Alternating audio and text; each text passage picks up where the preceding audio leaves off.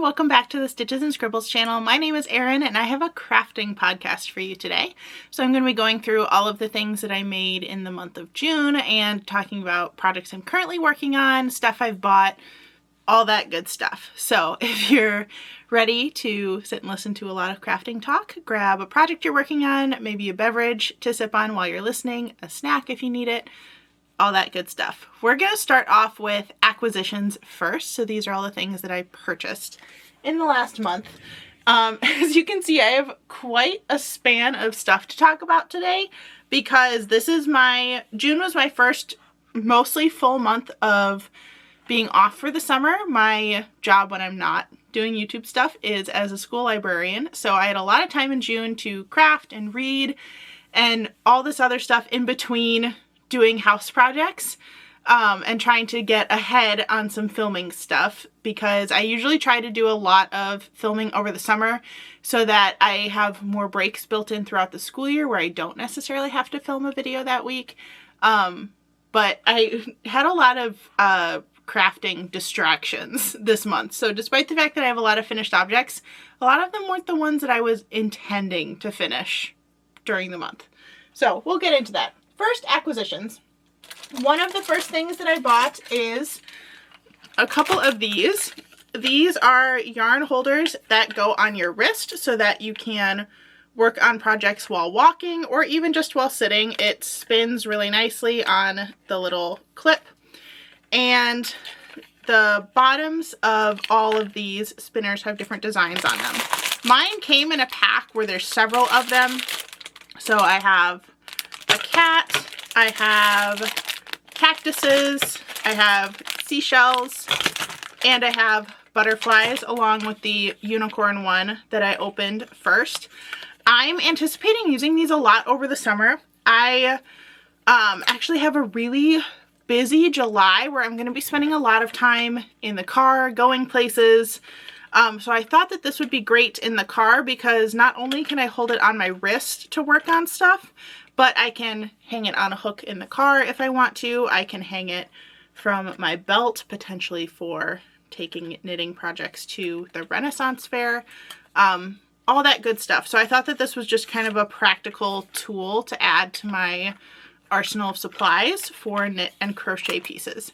The only downside to a yarn holder like this is that you can't do center pull with this. You have to cake up the yarn and then pull from the outside so that it can spin smoothly as you work on it. So only downside, I generally work with my yarn center pull style, so that'll be a change for me. I'm trying to figure out where to put stuff after I talk about it so that it's not in the way. We might just be piling some things in front of the camera, but you can't see it, so it doesn't matter. Up next, I treated myself to a new set of Tunisian crochet hooks. I've had the same wooden ones in my collection for a while, and I really wanted metal ones, specifically ones that are I believe it's called an inline style. You probably can't see that with my face in the way. So they look like this. They're kind of more like the Susan Bates style crochet hooks. But I wanted metal ones so that they would glide a little bit better. These also came with interchangeable cables and all the little cable ends and stuff like that. So I'm really happy with this. I just got these on Amazon. I just did a search for metal Tunisian crochet hooks, and this was one of the first ones that came up. If you have a hook shape preference like I do, I highly recommend looking really close at the pictures and even looking at product review pictures from people who've actually purchased it so that you know what you're getting. That's what I did for these, and I'm really happy that I did that to make sure that I got hooks that were really perfect for what I wanted. Up next, I did do a yarn purchase for the Renaissance Fair. I got a whole bunch of the Aunt Lydia's Crochet Thread Fashion 3 in black, and I'll talk about that a little bit more during the whips section because I've actually already used some of it back here. I'll go ahead and pull that out so it's behind me. I told myself at the beginning of the year this year that I was not going to make anything new for the Renaissance Fair. I was going to use what I already had and just kind of build a costume from existing pieces that I have in my Ren Faire closet. But then a couple things happened. One, we're actually going to have some family friends go with us to the Renaissance Fair who don't have costumes, so they're borrowing stuff from me, which meant that I wanted to keep kind of a lot of options for them when they're here. Two, I had some costume pieces I intended on using that then when I held them up to each other, they didn't match correctly. So I am making some new Renaissance Fair pieces. To be fair, it is to match some things I already have, and most of this will be in neutral colors, so it will be very reusable. But I had kind of an idea in my head to do an oak tree themed costume. I have some hair sticks that have oak leaves on them. I have an acorn necklace, and I had a skirt that I knew would be perfect for it, and as well as a shirt, so I'm not getting any like base pieces for this costume, but I still wanted a kind of a bodice to wear with it. I've decided I can't do stays or corsets anymore. The boning is just too irritating for me. So even though I already have a black set of stays, I wanted to crochet a bodice, and that's where the crochet thread comes in, but also some of my other purchases. So I'll talk about those first. One, I got a bunch of little leaf charms from Michael's to make some jewelry for this costume. Like I said, I already have a necklace, but I would like to do layered necklaces, and these were all like close enough to the oak leaf shape that I thought that they would work. My hair sticks are also silver, so I wanted to keep the jewelry silver as well. And then I got some wooden beads just to be able to add accents to things. This was more of a general purchase than it was specifically for this costume, but I like having lots of wooden beads on hand for Ren Faire things because they make good buttons, they go well on the ends of ties for things, all that stuff. Then comes to the big piece that I'm working on. I decided I wanted a new bodice, so I am kind of designing one, what's the word I'm thinking of when you don't have a pattern for something? My brain's not thinking of what that word is. Oh well. This is going to be the back of the bodice. So it's a big granny square. I did start with a circle center granny square, but I don't really think that that's apparent on the finished design. And I'm going to make it a wrap style front. So I've started working the first panel, and I'm basically going to increase granny stitches working down and forward so that I'll get kind of that V shape in the front with the wrap ties. I made something similar last year for one of my pirate costumes in a bright green. That was the one that I was actually going to use for this costume originally, but it didn't match the skirt I wanted because the green was too bright. So I'm making a black one, and even though I said I wasn't going to do more Ren Faire stuff, I feel like solid black is not a terrible option to have available for Ren Faire stuff, so I'm just going for it. I also did it in that fashion thread cotton because it's lightweight but very sturdy, which is what I felt like I needed.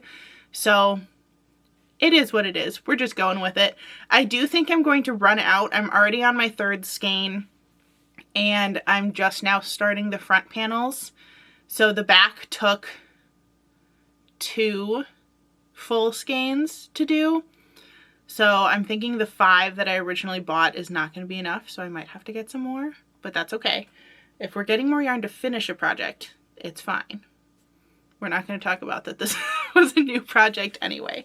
But I truly did not have anything in my stash that was going to work for that, and I can't do acrylic things at the Renaissance Fair. It has to be made of cotton, otherwise it's just too hot. So lightweight cotton was the way to go for this. Since we're already, oh, one more acquisition I forgot to talk about is a Every Way with Granny Crochet book. I just got this at Michael's while I was looking for my other Ren Faire stuff, and I liked it because it talks about how to do the granny stitch in pretty much any shape you could want. So it has classic squares with some variations. This is a mitered one. And it also has things like how to do the granny stitch in a half circle, or even like an egg shape or a star.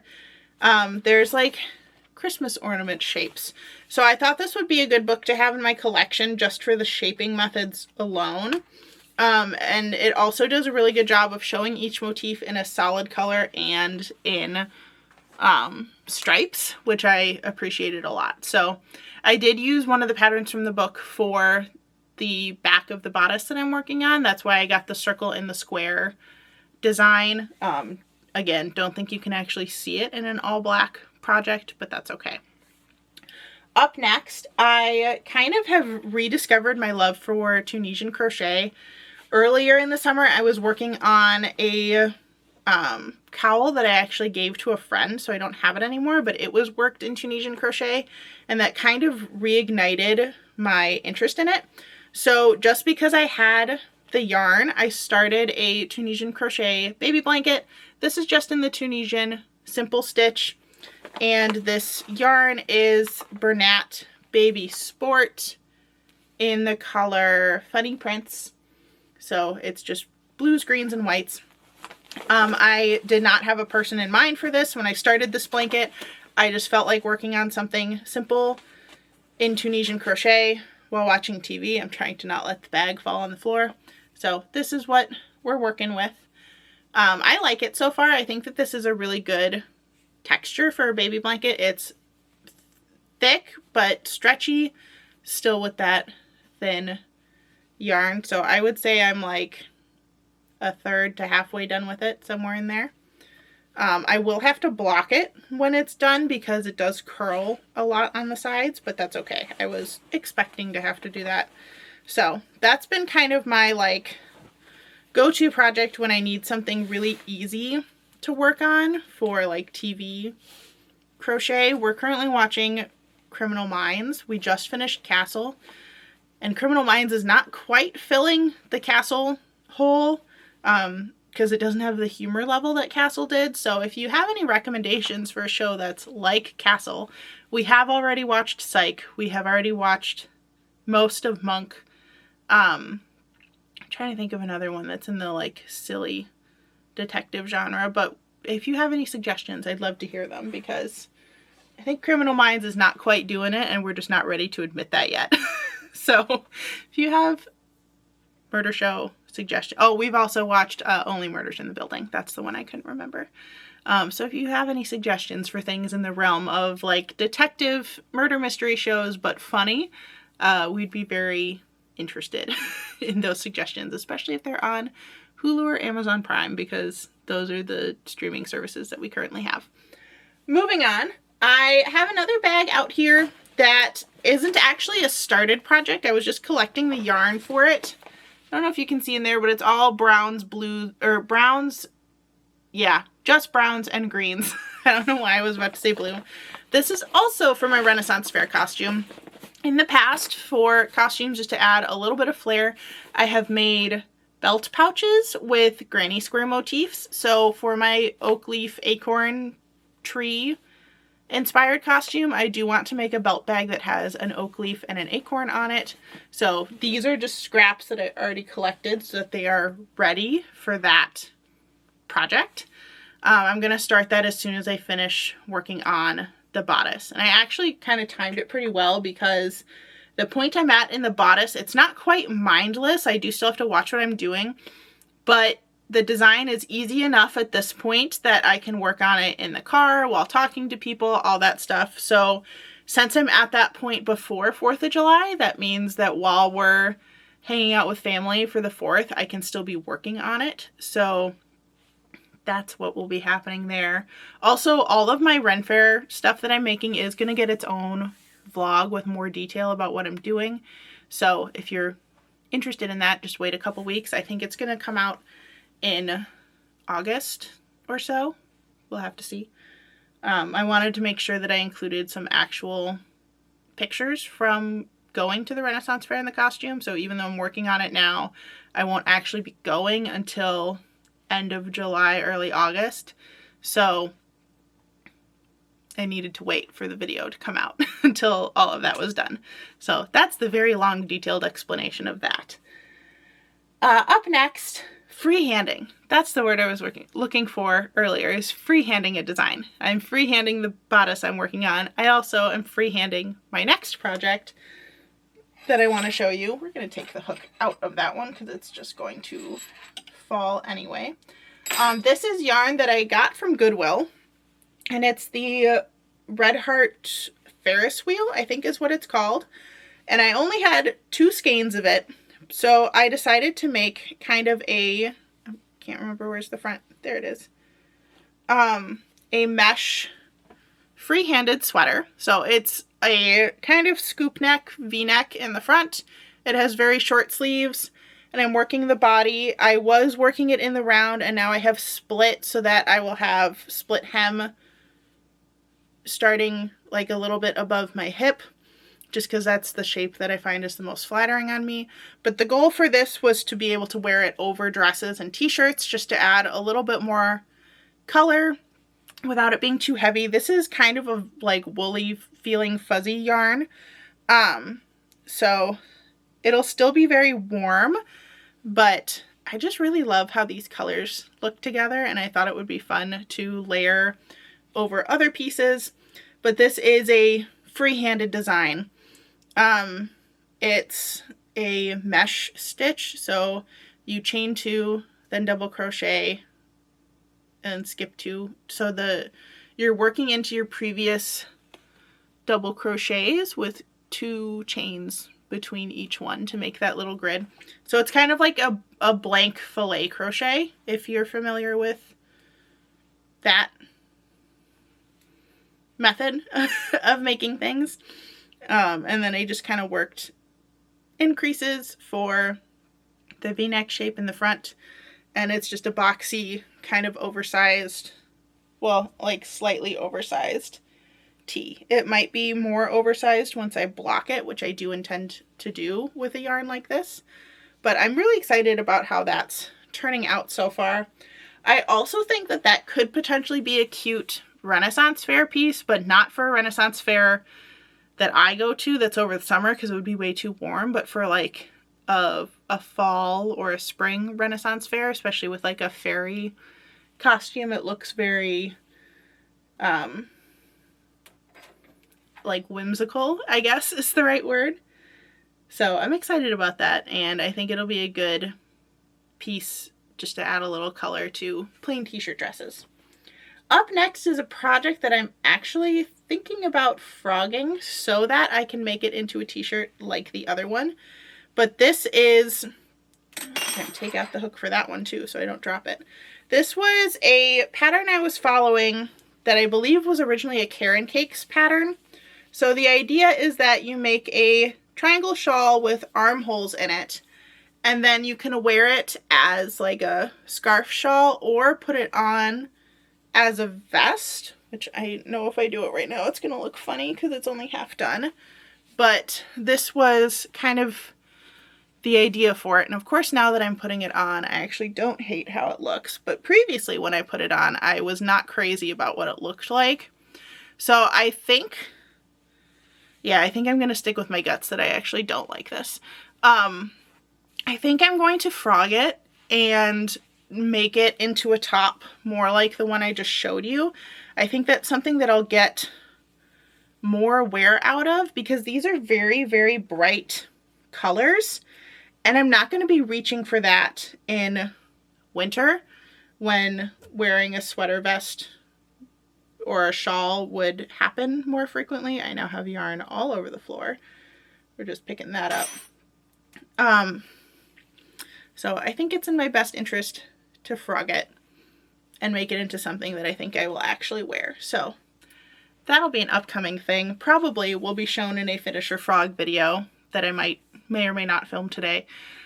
Doing the finish or frog shorts has been really helpful for me as a strategy to kind of minimize my number of projects going on at once. You couldn't tell right now because there's still baskets all over the floor of stuff that I'm working on, but it has been a great way for me to revisit old projects and actually do something with them instead of just letting them sit on the shelf. So now when I look at something that I haven't worked on in a long time, if I have no desire to finish it, I can at least say like, oh, well, I'll just film a short where I'm frogging it and it's not a big deal, or I'll fix the design and then work on it so that I can finish it into something that I'm going to like. So that has been a really good motivation technique for me specifically. So I hope you've enjoyed watching those if you've seen any of those shorts. I also have been just posting shorts a lot more. I think it's helped with like just the number of videos that I put out and how many people see my channel. But also it's been fun to kind of just do like quick little updates of what I'm doing instead of saving it all for big vlog videos or tutorials or podcasts like this. It's been nice to kind of just be in the moment with crafting and do shorter bite-sized videos. So I feel like that's part of why I got so many projects done this month, is that I had the motivation of those little videos kind of to keep me going. Up next, we're going to talk about finished objects, although this one I do still need to weave in the ends, but I'm mostly just proud that I actually blocked it like I said I was going to. But this is a short-sleeved mesh hexagon cardigan. The mesh hexagon cardigan and short-sleeved hexagon cardigans are both tutorials on my channel that you can check out in my hexagon cardigan playlist. I kind of just combined the two techniques to make this short-sleeved summery hexagon cardigan out of this bamboo cotton mix that I got from Hobbii. Again, still have to weave in the ends, but I love how this piece turned out. I love the drape and the weight of it. I think it's going to be a really good summer piece to add to my wardrobe. I also think that this could be a cute layer for Renaissance fairs, just because of how drapey and oversized it is. I think it would be cute for like kind of a hobbit look or even a fairy look as well. Next project is my Tortured Poets Department socks. This vlog is already out, so if you haven't seen it already, go check it out. But my favorite thing from working on these socks was learning how to do the ruffle cast on. And if you want the details on that, you should go check out the video, because I put all of the links to things in the description for that video.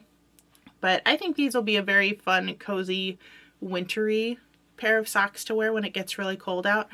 I did do these in the Patons sock yarn, which is a little scratchy. It's not the same as like a superwash merino or the like soft hand-dyed yarns. It's definitely like very woolly feeling, but I don't mind that on socks.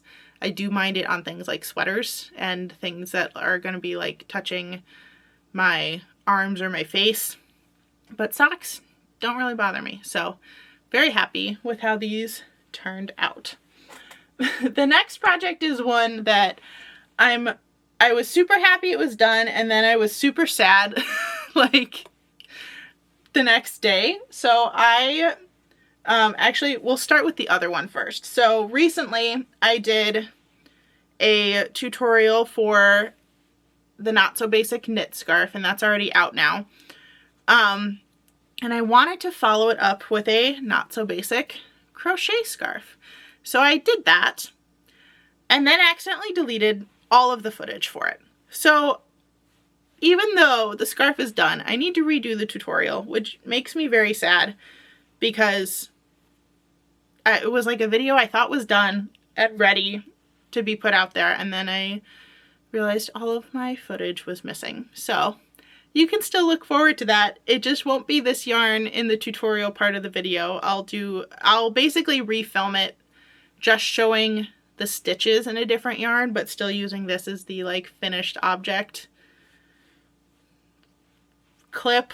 So that was very sad, but at least it's a fixable one. It's not like if I lost all the footage of like my bullet journal or something where I can't redo it because I don't have another journal. So that is the life of a crochet tutorial filmer. Next project, show this one first actually. So this was another Finish Fixer Frog project, this is like the second pair of socks that I ever knitted. So if they look familiar, they're really old. I probably made these in 2023. It was definitely before I started my Taylor Swift sock series, so it must be 2023. Yeah, these sat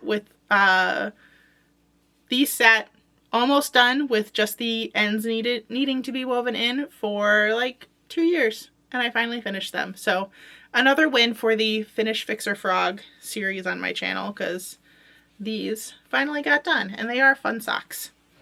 Then the last project that I'm going to show you for this video is also getting its own video coming out, I think in July. If it's not July, then it's August, but I'm pretty sure it's July.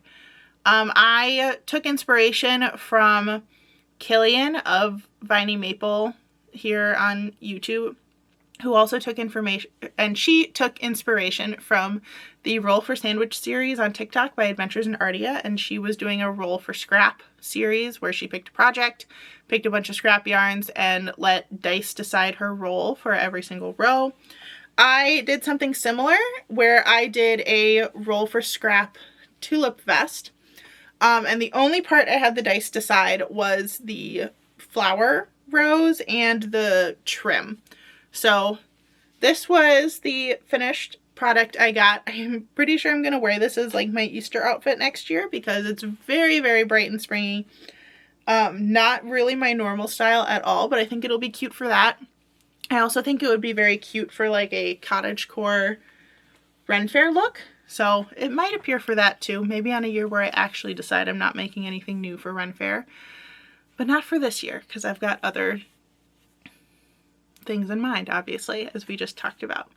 But that is it for this video. Thank you so much for watching. If you liked what you saw today and want to see more crafty content or book related content from me, make sure you hit the subscription button down below, and make sure you check the description box if you want to follow me on other social media sites. Thanks again for watching, and I'll see you in the next one. Bye everyone.